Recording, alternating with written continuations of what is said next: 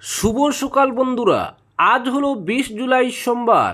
আজকের সকালের বিশেষ বিশেষ খবর হলো নিট পরীক্ষা আজমল সুপার 40 ঐতিহাসিক সাফল্য, জিএমসিএইচে রোগীর সমস্যা এবার সরাসরি ফোন করা যাবে অধ্যক্ষকে, অভিযোগ জানাতে মোবাইল নম্বর প্রকাশ, গুয়াহাটিতে 300 বেশি ভূমিধস প্রবণ এলাকা চিহ্নিতের পরও নেই সতর্কতা, সরকারি হাসপাতালেই চিকিৎসা চলবে সোনম ওয়াংচুকের, বেসরকারি হাসপাতালে স্থানান্তরে স্ত্রীর আর্জি খারিজ দিল্লি হাইকোর্টের, সরকারের সিদ্ধান্ত সঠিক শিলমোহর উচ্চ আদালতের, ভক্তরা প্রতারিত হয়েছেন, রাম মন্দিরের অনুদান তছরূপের ঘটনায় মোদীকে চিঠি রাহুল খাড়গের, স্বাধীন তদন্তের দাবি বিরোধী নেতাদের। মেঘবাঙ্গা বৃষ্টি ও হড়পাবানে জম্মু কাশ্মীরে বিপর্যয়, মৃত 11, অনির্দিষ্টকালের জন্য স্থগিত অমরনাথ ও বৈষ্ণোদেবী যাত্রা।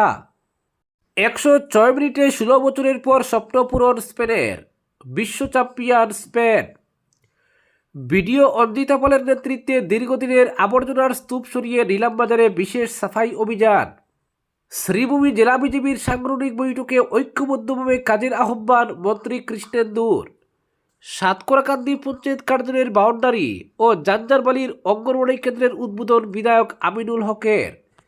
এবং সর্বশেষ খবরটি হলো ভারী বৃষ্টিতে শিবসাগর, চড়াইদেও ও যোরহাটে বন্যা পরিস্থিতির অবনতি, উদ্ধার তৎপরতা জোরদারের নির্দেশ মুখ্যমন্ত্রীর। এবারে শুনুন বিস্তারিত খবর। জাতীয় স্তরের চিকিৎসা প্রবেশিকা পরীক্ষা নিট 2026-এ আবারও নজির গড়েছে আজমল ফাউন্ডেশনের অধীনস্থ আজমল সুপার 40। চলতি বছরে এই প্রতিষ্ঠান থেকে 750-এরও বেশি শিক্ষার্থী নিট পরীক্ষায় সাফল্য অর্জন করে আসাম তথা সমগ্র উত্তর পূর্বাঞ্চলের শিক্ষা জগতে নতুন গৌরবের অধ্যায় সূচনা করেছে। এবারের ফলাফলে গোলাঘাটের মেধাবী ছাত্র অবিরোহণ প্রিয়ম 720 নম্বরের মধ্যে 660 নম্বর অর্জন করে আজমল সুপার 40-র মধ্যে সর্বোচ্চ স্থান অধিকার করেছে। উল্লেখযোগ্য বিষয় হলো তিনি আজমল সুপার 40-এ সম্পূর্ণ বিনামূল্যে প্রশিক্ষণ গ্রহণ করেছিলেন।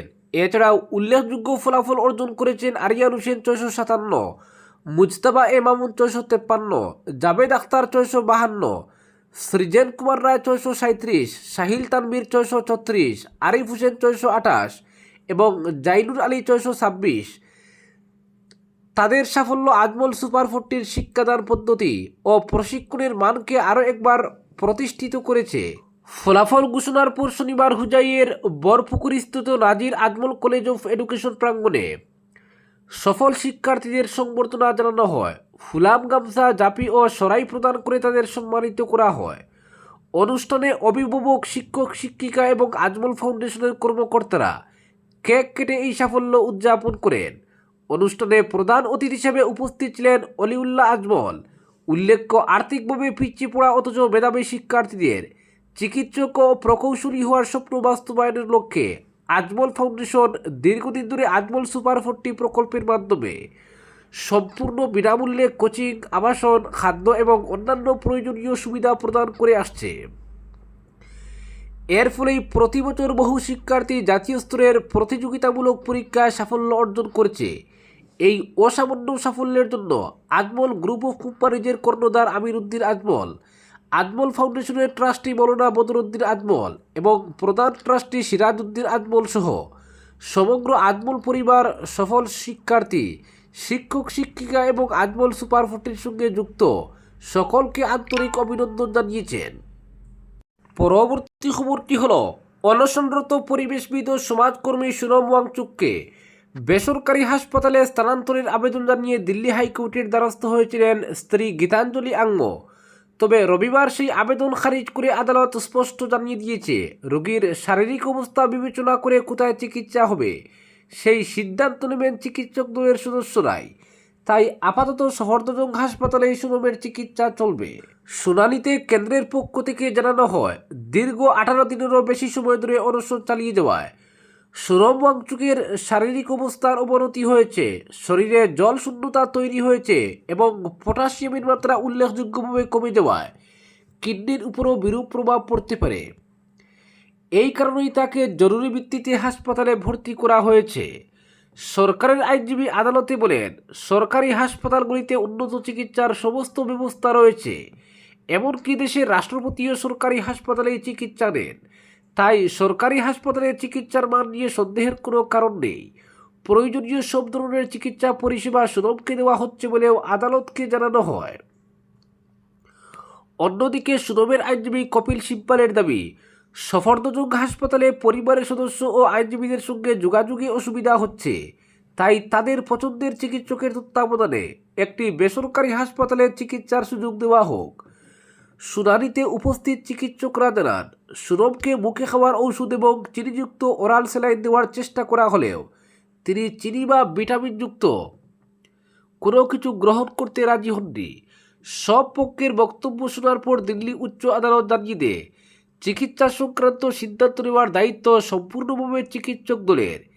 এই মুহূর্তে আদালত কোনো অন্তর্বর্তী নির্দেশ দেবে না, ফলে আপাতত সরকারি হাসপাতালে সুনমের চিকিৎসা অব্যাহত থাকবে। বিচারপতি মিনি পুষ্করণা পর্যবেক্ষণে বলেন, সুনম কোনো বন্দী নন। তার স্ত্রী ও পরিবারের সদস্যদের তার সঙ্গে দেখা করার পূর্ণ সুযোগ দেওয়া হয়েছে এবং হাসপাতালে তাদের থাকার জন্য আলাদা ব্যবস্থাও করা হয়েছে। আদালতের মতে প্রতিটি মানুষের জীবন মূল্যবান, তাই চিকিৎসকদের পর্যবেক্ষণে তার চিকিৎসা চলাই এই মুহূর্তে সবচেয়ে গুরুত্বপূর্ণ।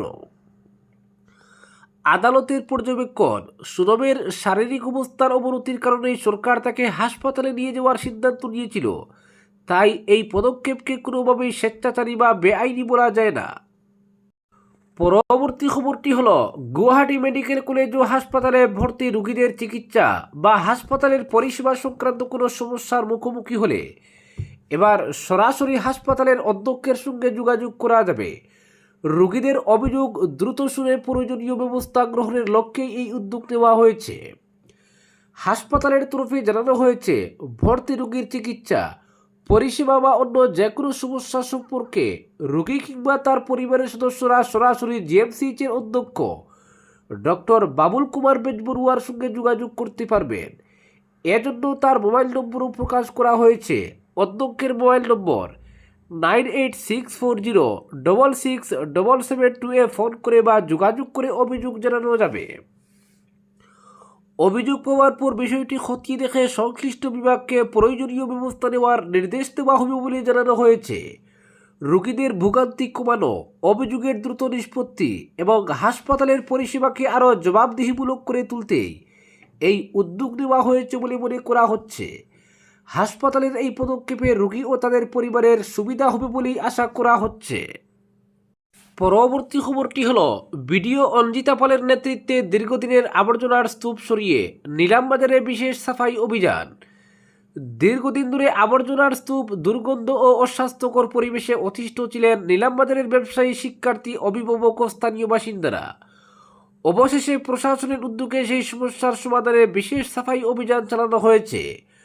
রবিবার নিলামবাজার খণ্ড উন্নয়ন কার্যালয়ের অধীন ফারমপাশা গ্রাম পঞ্চায়েত এলাকার বাজার ও সংলগ্ন একটি স্কুলের খেলার মাঠে ব্যাপক পরিচ্ছন্নতা অভিযান পরিচালিত হয়। খণ্ড উন্নয়ন আধিকারিক অঞ্জিতা পালের নির্দেশ ও প্রত্যক্ষ তত্ত্বাবধানে জেসিবি মেশিন এবং প্রয়োজনীয় যানবাহনের সাহায্যে দীর্ঘদিন ধরে জমে থাকা বিপুল পরিমাণ আবর্জনা অপসারণ করা হয়। অভিযানের সময় বিডিও অঞ্জিতা পালের সঙ্গে উপস্থিত ছিলেন সহকারী খণ্ড উন্নয়ন আধিকারিক অনুপ কুমার সাহা এবং ব্লক বাস্তুকার আরিফ মোহাম্মদ। তাদের তদারকিতে কয়েক ঘন্টার মধ্যেই বাজার এলাকা ও স্কুলের মাঠ পরিষ্কার পরিচ্ছন্ন করা হয়। স্থানীয়দের অভিযোগ, দীর্ঘদিন ধরে নিয়মিত আবর্জনা অপসারণ না হওয়ায় বাজার জুড়ে দুর্গন্ধ ছড়িয়ে পড়েছিল। পাশাপাশি স্কুলের খেলার মাঠ আবর্জনায় ভরে যাওয়ায় শিক্ষার্থীদের খেলাধুলা ও অন্যান্য কার্যক্রম ব্যাহত হচ্ছিল। বর্ষাকালে মশামাছির উপদ্রব বেড়ে ডেঙ্গু, ম্যালেরিয়া ও অন্যান্য সংক্রামক রোগ ছড়িয়ে পড়ার আশঙ্কাও তৈরি হয়েছিল। সাফাই অভিযানের পর বাজার এলাকা ও স্কুল প্রাঙ্গণে স্বস্তির পরিবেশ ফিরে আসে। ব্যবসায়ী, শিক্ষক, অভিভাবক এবং স্থানীয় বাসিন্দারা প্রশাসনের এই উদ্যোগকে স্বাগত জানিয়ে বলেন, দীর্ঘদিনের একটি গুরুত্বপূর্ণ সমস্যার সমাধানে এটি প্রশংসনীয় পদক্ষেপ। তবে ভবিষ্যতেও নিয়মিত পরিষ্কার পরিচ্ছন্নতা এবং সুষ্ঠু বর্জ্য ব্যবস্থাপনার দাবি জানান তারা। প্রশাসনের পক্ষ থেকেও সাধারণ মানুষকে পরিচ্ছন্নতা বজায় রাখা, নির্দিষ্ট স্থানে বর্জ্য ফেলা এবং জনপরিসর পরিষ্কার রাখার আহ্বান জানানো হয়েছে। পরবর্তী খবরটি হল, সোনাই বিধানসভা এলাকার উন্নয়নমূলক প্রকল্পের ধারাবাহিকতায় রবিবার সাতকোরাকান্দি গ্রাম পঞ্চায়েত কার্যালয়ের নবনির্মিত বাউন্ডারি দেওয়ালের উদ্বোধন করেন সোনার বিধায়ক আমিনুল হক লস্কর। পঞ্চদশ অর্থ কমিশনের আওতায় 3,44,000 টাকা ব্যয়ে নির্মিত এই বাউন্ডারি দেওয়ালের ফলক উন্মোচনের মাধ্যমে প্রকল্পটির আনুষ্ঠানিক উদ্বোধন করা হয়। উদ্বোধনী অনুষ্ঠানে স্থানীয় জনপ্রতিনিধি ও বাসিন্দাদের উপস্থিতিতে বিধায়ক উন্নয়নমূলক পরিকাঠামো আরও শক্তিশালী করার উপর গুরুত্ব আরোপ করেন। অনুষ্ঠানে উপস্থিত ছিলেন স্থানীয় গ্রুপ সদস্য রেবুল হোসেন লস্কর সহ অন্যান্য গণ্যমান্য ব্যক্তিরা। এরপর বিধায়ক জাঞ্জারবাড়ি এলাকায় 3,47,000 টাকা ব্যয়ে নির্মিত একটি নতুন অঙ্গনওয়াড়ি কেন্দ্রেরও উদ্বোধন করেন। স্থানীয় শিশু ও গর্ভবতী এবং প্রসূতি মায়েদের পুষ্টি, স্বাস্থ্যসেবা ও প্রাক প্রাথমিক শিক্ষার সুবিধা আরও উন্নত করতে এই কেন্দ্র গুরুত্বপূর্ণ ভূমিকা পালন করবে বলে আশা প্রকাশ করা হয়। স্থানীয় বাসিন্দারা জানান, নতুন অঙ্গনওয়াড়ি কেন্দ্র চালু হয় এলাকার শিশু ও মায়েদের জন্য সরকারি পরিষেবা আরও সহজলভ্য হবে। পরবর্তী খবরটি হলো, নাগাল্যান্ডে টানা ভারী বৃষ্টিপাতের জেরে শিবসাগর, চড়াইদেউ ও যোরহাট জেলার বিস্তীর্ণ এলাকা বন্যার কবলে পড়েছে। বিশেষ করে চড়াইদেউ জেলার টিংলাবা, বাহবাড়ি, লেকামপাতর, চফরাই, বৈরাগীহাবি, টকলিমোড়া, রায়দঙ্গিয়া, লালতিপোতার, বেকালদং এবং নলকাচি সহ একাধিক এলাকা প্লাবিত হয়েছে। বন্যা পরিস্থিতির দ্রুত অবনতিতে উদ্বেগ প্রকাশ করেছেন মুখ্যমন্ত্রী হিমন্ত বিশ্ব শর্মা। পরিস্থিতির গুরুত্ব বিবেচনা করে মন্ত্রী অযোধ্যা নেওগ, বিমল বোরা, কেশব মহন্ত এবং সুশান্ত বরগুহাইকে অবিলম্বে ক্ষতিগ্রস্ত এলাকায় পৌঁছে উদ্ধার ও ত্রাণ কার্যক্রম তদারকির নির্দেশ দিয়েছেন মুখ্যমন্ত্রী। পাশাপাশি প্রয়োজনে উদ্ধার অভিযানে সহায়তার জন্য ভারতীয় সেনাবাহিনী ও ভারতীয় বায়ুসেনাকেও প্রস্তুত থাকার অনুরোধ জানানো হয়েছে। সামাজিক মাধ্যম এক্সে মুখ্যমন্ত্রী জানান, শিবসাগর, চড়াইদেউ ও যোরহাট জেলায় অবিরাম বৃষ্টির ফলে বন্যা পরিস্থিতির দ্রুত অবনতি হয়েছে। রাজ্য সরকার বিষয়টি নিবিড়ভাবে পর্যবেক্ষণ করছে এবং জেলা প্রশাসনের সঙ্গে সার্বক্ষণিক যোগাযোগ রেখে উদ্ধার ও ত্রাণ কার্যক্রম দ্রুততর করার জন্য প্রয়োজনীয় সব নির্দেশ দেওয়া হয়েছে। তিনি আরও বলেন, ক্ষতিগ্রস্ত প্রতিটি মানুষ যাতে সময়মতো সরকারি সহায়তা পান তা নিশ্চিত করার জন্য সংশ্লিষ্ট মন্ত্রীদের ক্ষতিগ্রস্ত এলাকায় উপস্থিত থেকে পরিস্থিতি পর্যবেক্ষণ ও ত্রাণ কার্যক্রমের তদারকি করতে বলা হয়েছে। আজকের বিশেষ সংবাদ এখানেই সমাপ্ত।